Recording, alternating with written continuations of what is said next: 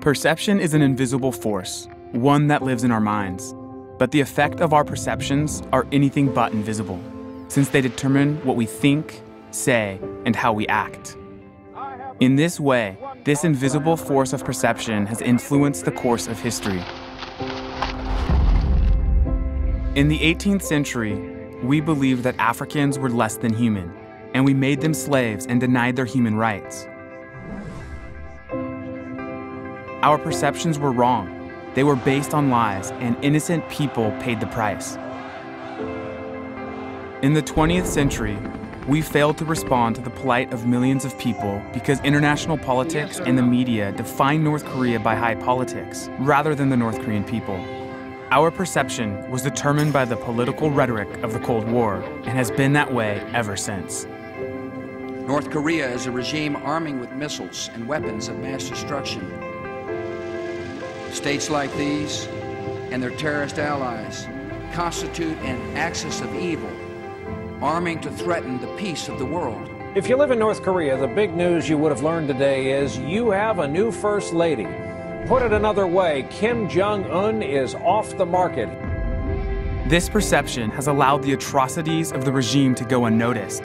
While we are talking about nuclear weapons and treating the Kim leadership as tabloid news, the North Korean people are starving, isolated, and denied fundamental human rights in a zero-tolerance system enforced by a network of political prison camps, reminiscent of Nazi concentration camps.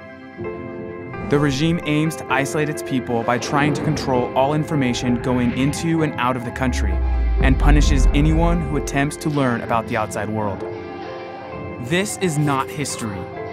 These are the incredible challenges that the North Korean people face today. But the world has neglected this, instead allowing politics to define North Korea. In order to survive, the North Korean people have created illegal markets to provide themselves and others with food and goods that the government can no longer supply. These markets have undermined the power of the regime and are also serving as hubs for the spread of new information and technologies like DVDs and cell phones, which are modernizing and opening up North Korean society from below.